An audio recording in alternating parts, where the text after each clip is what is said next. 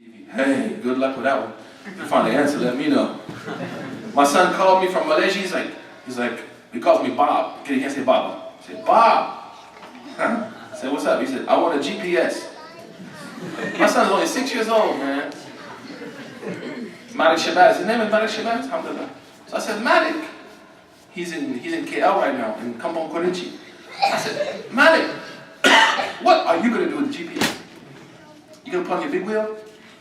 Like run around town with the GPS? He's like, no, I want a GPS.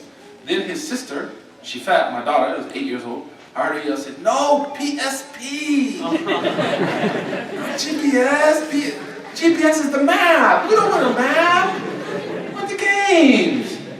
So I have a Wii in my house. I'm not gonna lie, and I get down with you.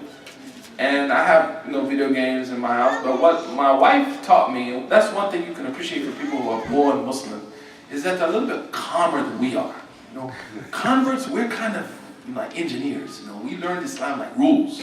But people born in Muslim society, Muslim families, you see like Wallace D. Muhammad, Rahimullah, his community, those people who are born as Muslims, they're kind of like figure skating. They're smooth with their Islam. But we're kind of like Robocop Terminator. So I learned that from my wife, being practical, being more balanced. So what I try to do with my kids is, number one, I teach my children. The most important student I have is my kids. And I started with my daughter when she was 4 years old. She even told me that you were too tough on me. So you learn, especially the first one. But I make sure that I teach them something. So a hadith or reading something from the seerah. And then I say, if you do this, we can play that on. If you want to play, you got to pray. And then try to inculcate that into just my parenting. So making them feel as Muslim, making them feel that they have a Muslim part, but rewarding them for doing good things, and encouraging them, and supporting them, and then having mercy on them if they make mistakes. Because my kids are the kids of the Imam. They got problems.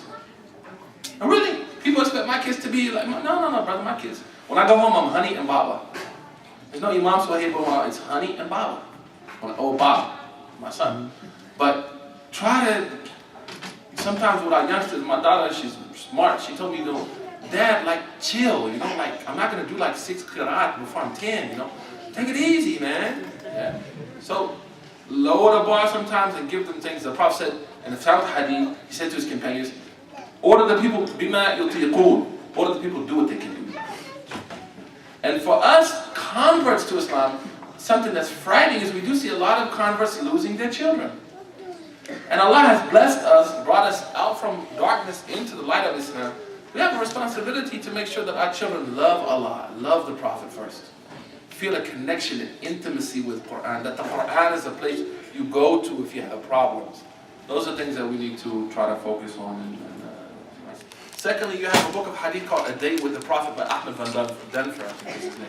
So he wrote a book, it's like A Day with Muhammad. So for a young child, how you wake up, how you go to school, how you make wudu, how you eat, how you interact with your friend, has all those things. Another thing that I encourage mothers to, my degrees in education, is have themes for the week or themes for the month. So this theme is taqwa.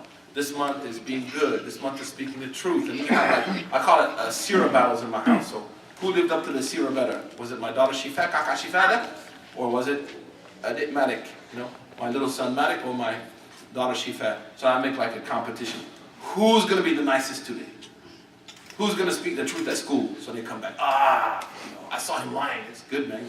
So then you fastabiqul khairat, Then you give a little bambuni, bambuni, small sucker, with some candy. You create this competition amongst them to do khairat. And him.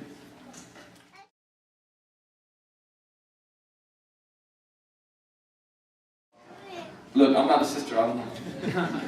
Well, one thing I see with my own daughter is a sense of self-worth and identity. Not just looking at herself as, I'm wearing a hijab and a jilbab, that makes me who I am. Moving beyond that, that's something that I deal with my own daughter. But I think you should do a survey. We need to start, as one of the muftis in Egypt told me, Sheikh Amar Wadani, he's my teacher, my mentor. When I first sat with him in Dar Ifta where I work, the house of Fatwa, he told me, Ya Suhaib, أنا عايز إيه؟ عايزك أن تأسس هناك think tank. نعيزك هناك أن تؤسس الثينك تانك بتاعكم هناك. الثينك تانك زي الثينك تانك بإيه في واشنطن دي سي كده. So I said, what is a think tank? Oh, think tank, شايف؟ نعم ده الثينك تانك بتاعكم هناك كويس قوي. فكرة ممتازة. Yeah. So we need to start as Muslims developing local think tanks that actually take statistical, empirical data of the Muslim community and direct the da'wah based on that empirical data. And the Imam is not going to do that. You have people here who are sociologists in your community who can do that for you. But planning a youth group and not activities and not really knowing what the youth wants is never going to work. Talking about sisters and not knowing what sisters' problems are, I know Dr. Abdul Hakim Jackson, his wife, did a really in-depth study on why women are taking off hijab. Why are they taking off hijab? What's causing them to take off hijab? So now we can address the causes, not just the symptom. And in the Maliki madhab, the madhab of the Malikis, one of our dalil is called istiqra. Shatibi, he talks about this in Muwafaqat. Istiqra in Arabic means a survey, that the mufti will actually take a survey of a situation and then make a fatwa based on istiqra. So that's something to think about.